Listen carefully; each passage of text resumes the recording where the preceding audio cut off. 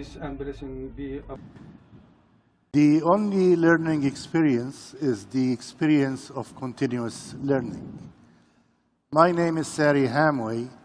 I'm the founder and CEO of the Franchise Trainer. My colleagues, except Amjad, have flown thousands of miles to be here with you today to share their knowledge in franchising.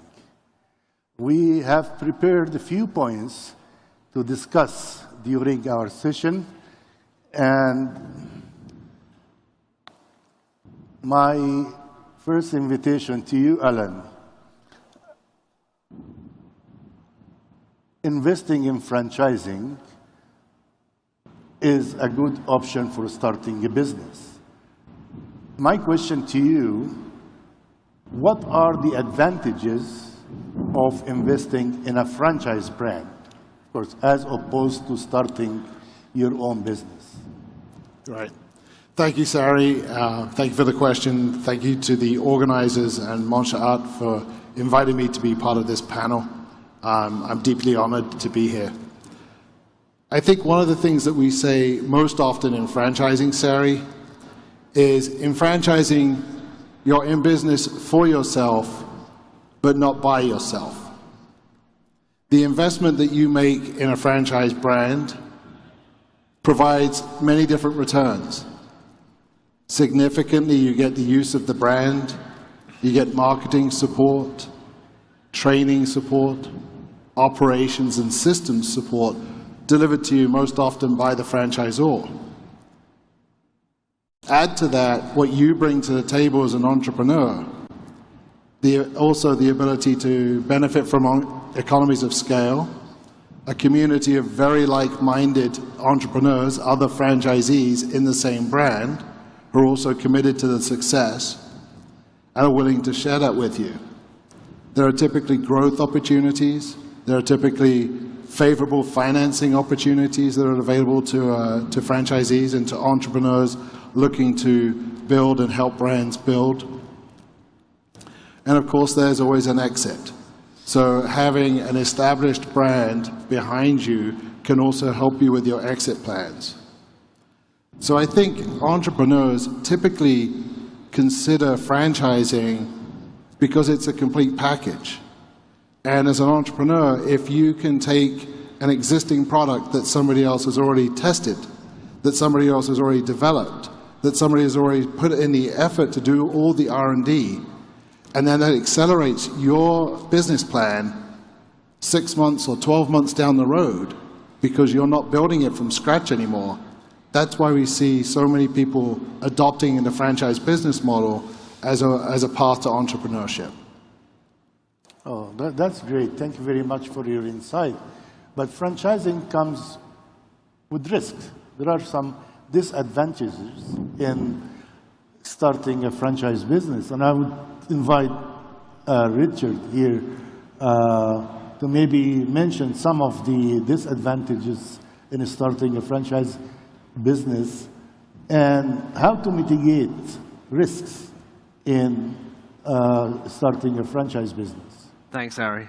I think the first thing that we ever have to look at is research. So with any business, you have to research fully. And a franchise is really no different.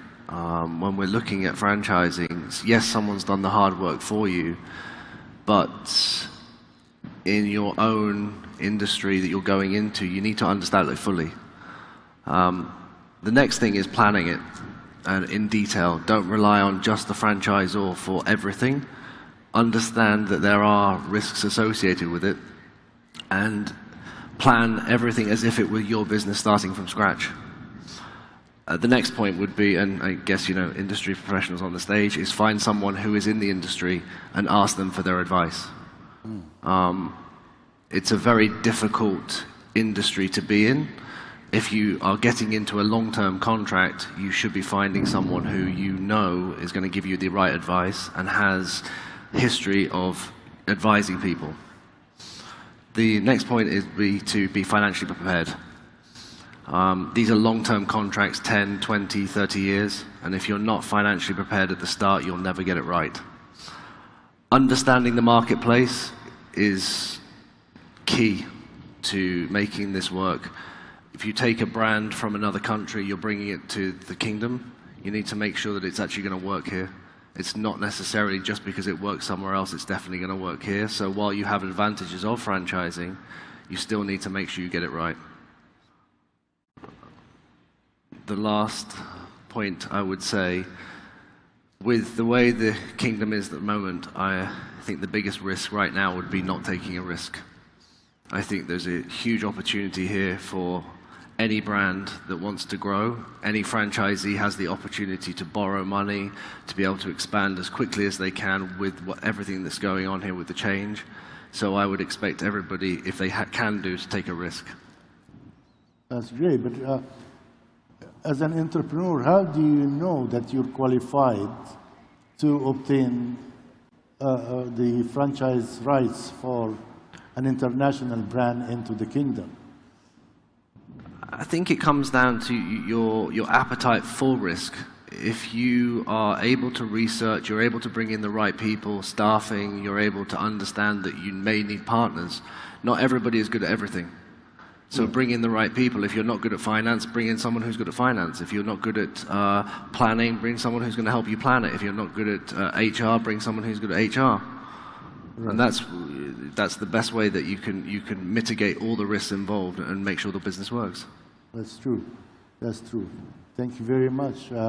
Martin, I mean, with your experience in international franchising, and you're the most experienced here in this panel in franchise marketing, and you have under your wing hundreds of franchise brands that you promote worldwide. What would be the criteria of choosing the right franchise partner? Thank you, Sari, and thank you to Biban and Monsha'at for inviting us here. Evaluating and picking the right franchise brand is a big question, and it'll take more than the few minutes I have here, but let me cover some points that you should definitely consider when evaluating a franchise brand. The first thing you need to do is to look inwards.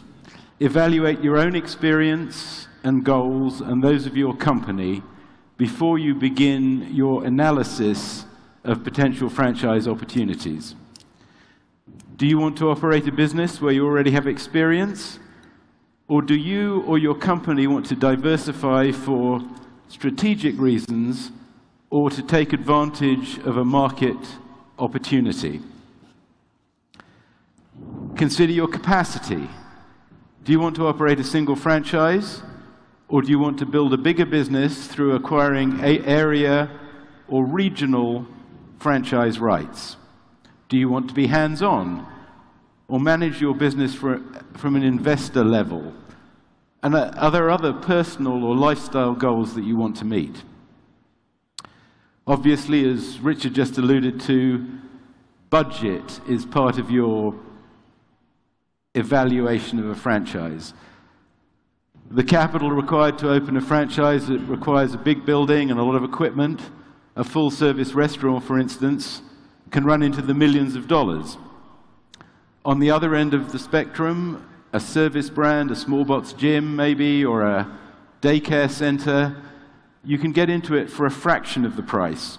And you've got to remember, there are franchises now for almost any type of business. Ask yourself if you want to franchise from a business that is already operating here in Saudi Arabia, or do you want to acquire rights for an international brand? There are advantages to either option. In the scenario where the brand is operating here in Saudi, brand awareness and proof of concept are already in place, which obviously can mitigate some risk. Bringing a brand in, an international brand in, offers the opportunity to introduce a differentiated product or service to your home market. This can possibly create a competitive advantage and an initial increase in demand. you should consider the type of agreement. In the international scenario, you may be able to secure an agreement giving you exclusive rights to the country, to the region, and this can become a very valuable asset. This agreement, this exclusivity, can become a very valuable asset as you grow your business. However, with an international brand, again, as Richard alluded to, you'll have to work to make sure that brand translates both economically and culturally. You'll also have to ensure that the franchisor can support you from their home country and check that there are no supply chain issues, trademarks are protected, IP is protected, etc. Once you've established the type of franchise you want to operate, you'll need to do your due diligence. Study the franchise disclosure document, in which the franchisor is required to share with you. The document outlines the rights granted by the franchise to the franchisee by the franchisor, as well as the franchisee's obligation to adhere to the maintenance of the franchise's brand. The disclosure document will also explain fees, which go beyond franchise fees and royalties. Things like technology fees, store opening fees, marketing fees, all have to be considered and will affect your bottom line. Meet with the franchisor's management team to make sure you understand their culture and the ongoing franchisee-franchisor relationship. Understand who and how they will be supporting you for initial and ongoing training, operational support, marketing support, and problem solving. If possible, review the financial stability of the franchisor. And lastly, talk to existing franchisees of the brand you want to acquire. This is probably the single most important piece of due diligence and something that's often missed. Are they receiving the support they need to grow their business? Are they meeting their expected financial goals? Even if the brand you're interested in is not yet here in Saudi Arabia, talk to the franchisees in their home country. Acquiring and operating a franchise brand can be a great business decision, and statistically, franchise businesses have a much greater chance of success than startups from scratch. But the single most important factor in the success of a franchise business is franchisee performance. So do your due diligence and go in with your eyes open. Thank you. Thank you, Martin. You talked about how an entrepreneur would pick up a good franchise brand. I want to look at it from a different angle. How would a franchisor pick up the right partner in the kingdom? How they evaluate? Would you want to expand on that part? How do you evaluate one of the capacity people who want to take the franchise? That's a great question. And it's horses for courses, Sari. The franchisor will have the potential investor will have their own goals. They'll have their own budget. They'll have their own capacity. They'll have skills in certain areas. So it's so important that you identify an investor that values the brand and is able to work with you to meet the goals of the brand's international expansion. That's great. Thank you very much. I mean, Alan, do you want to add something to what Martin has just said? No, I think, like Martin said, you know, it's evaluating the right investor, finding the right partner, someone that you, as Richard mentioned, you're entering a 20 to 30 year relationship. In my experience working in franchise brands before moving to the International Franchise Association, people have invested 30 plus years into a franchise brand. So it's a very long-term relationship that you're entering. So make sure it's the right relationship and to Martin's point about doing the due diligence by meeting with franchisees is probably one of the best ways of understanding the culture behind the brand. Great. Richard, with your experience in the UK, Dubai, and the Kingdom, because obviously you have a business presence in all of them, and you help businesses to develop into a franchise. Is that correct? Yes. So, as a franchise consultant, how do you advise your franchisor to build the criteria for choosing the right partner? I think it's also opportunity driven. Some brands are inundated with people who want to franchise them. Some brands are given, there's very few inquiries, but I think it has to be looked at on a day-to-day basis. You have to say, where is the opportunity going to lie? If we have 10 people who are interested in the brand, we have 10 choices of who we could go with, plus we'll be discussing with other people. If we have 150 people, then, we have a bigger opportunity. The most important thing is not to miss the opportunity. Yeah. I'm not suggesting that you go with everybody or go with anybody, but you have to look at it and say, is this our opportunity to get into the Kingdom now, or do we want to wait a year? How are we going to evaluate that? The opportunity is just as much driven by time as it is by the investor. So long as you as a franchisor can control their day-to-day, and you can work with them, and you feel that they have the vision that you have at the start, and they can move along with you, and you can train them correctly, then I think it's something you have to look at. Yeah, that's great. I saved this for the last. Amjad comes from chemical engineering background. He was a leader of a number of telecommunication companies in the Kingdom. He's a franchisor and a franchisee, and of course a franchise consultant as well. So he has many hats. And I saved this question for you because if you're in business and you want to franchise your business, there are two things, and many people confuse the concept of growing a brand and scaling a brand.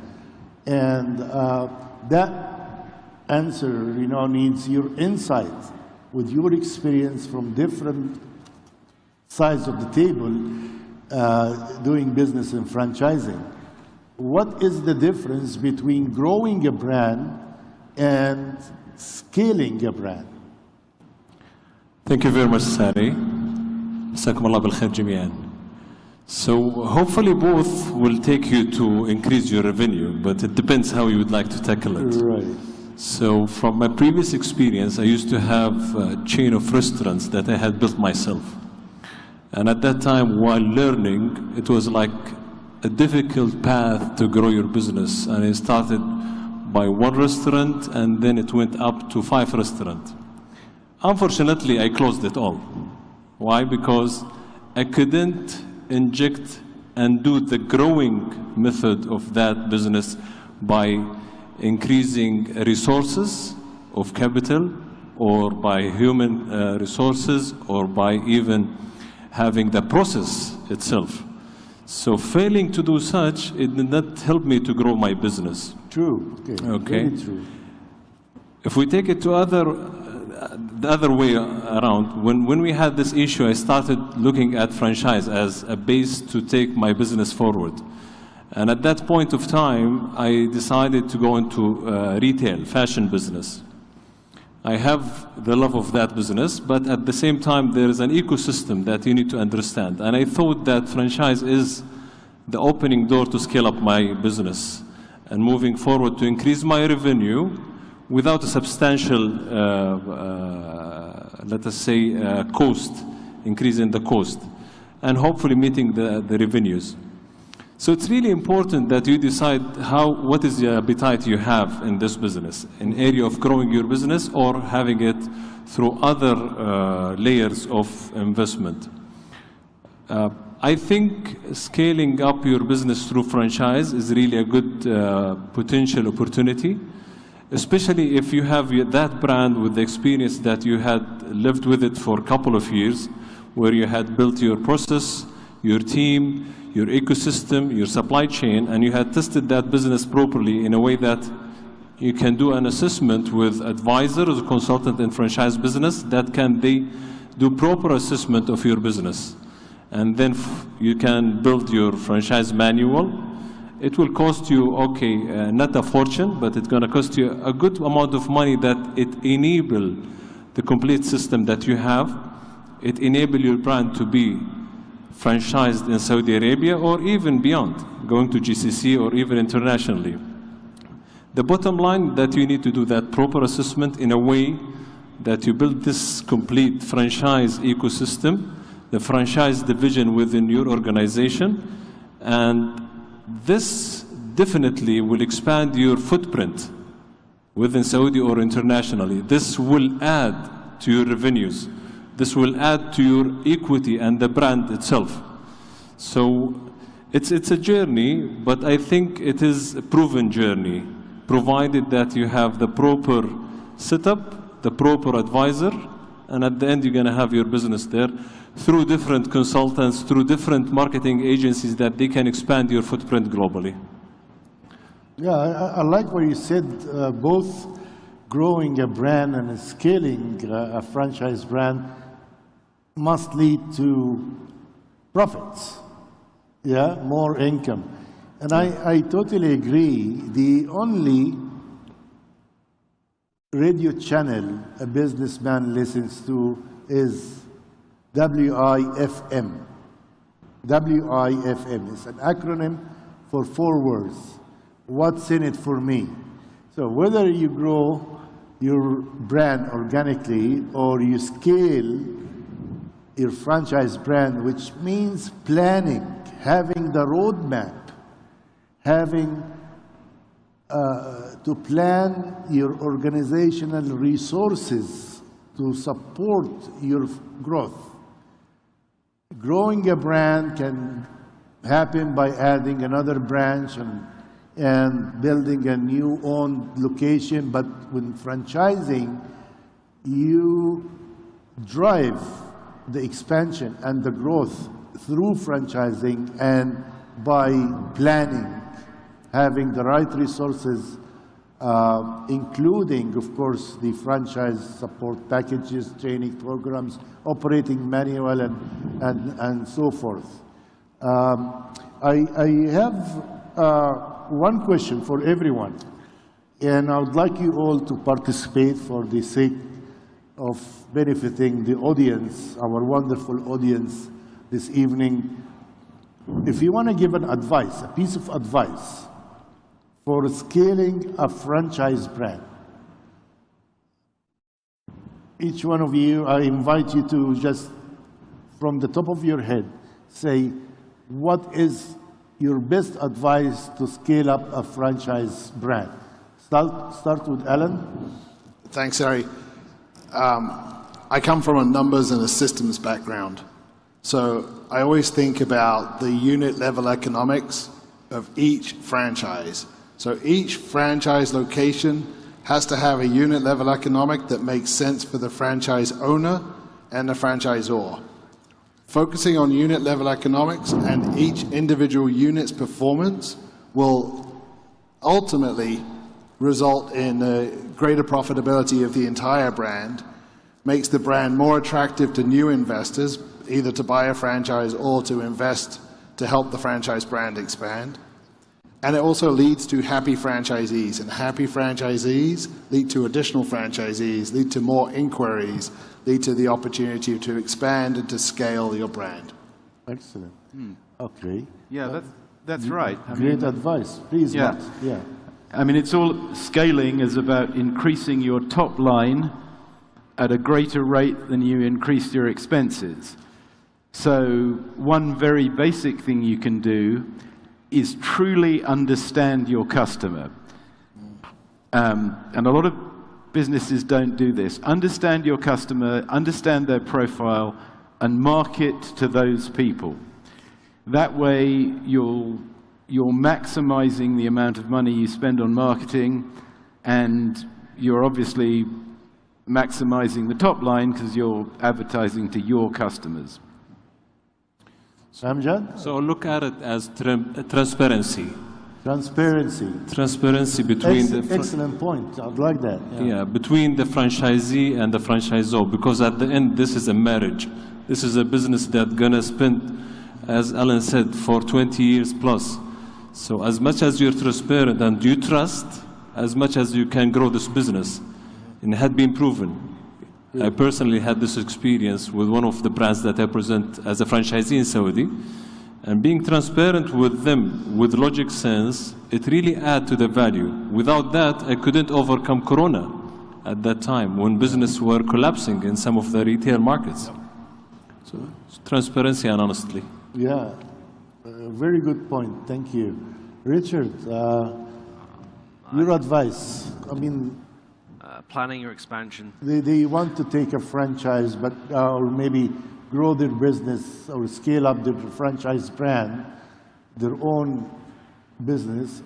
And what would be the best advice to give somebody who wants to grow and scale up a brand? Plan the expansion and execute it well with a lean team. Keep your costs as low as you can without jeopardizing the business. If you can keep your costs low, you can keep the team lean, you can keep them active at the start whilst you're getting into new markets and you're expanding as quickly as you possibly can.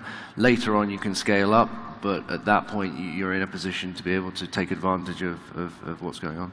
Right. Am I allowed to add a point? Go ahead, Sarah. Okay, of course you are. Thank you. No problem.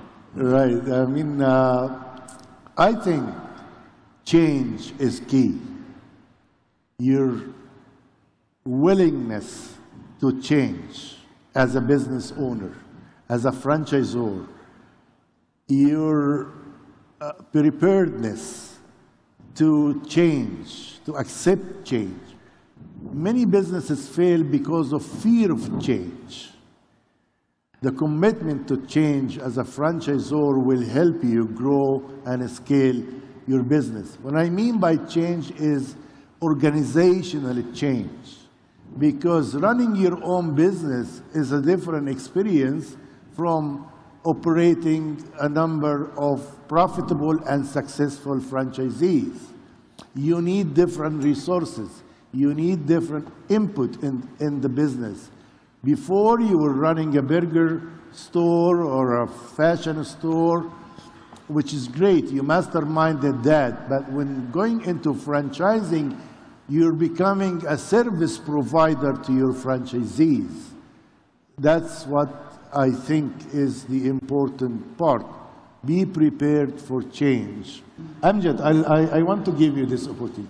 Key takeaway from this evening. So I think the most important part is that franchise is really a tool, to be honest. It's a tool that people had experienced, and globally it's a practice that it had been proven successful. The very important part for franchisee is to select the proper brand or business, sector business that they will feel that they can have a passion and they can take it forward. And from there they can target the proper franchisor. And having that passion, it might convince them to give them the brand. Thank you. Thank you very much. Thank you, Alan Catlett, Martin, Hancock, Amjad Arab, Richard K. My name is Sari Hamwi. I've been privileged to moderate this session with the elite of the franchise industry in the world. Thank you very much. You've been a wonderful audience, and looking forward to meet with you again in future events organized by Biban and Monsha'at. Thank you very much.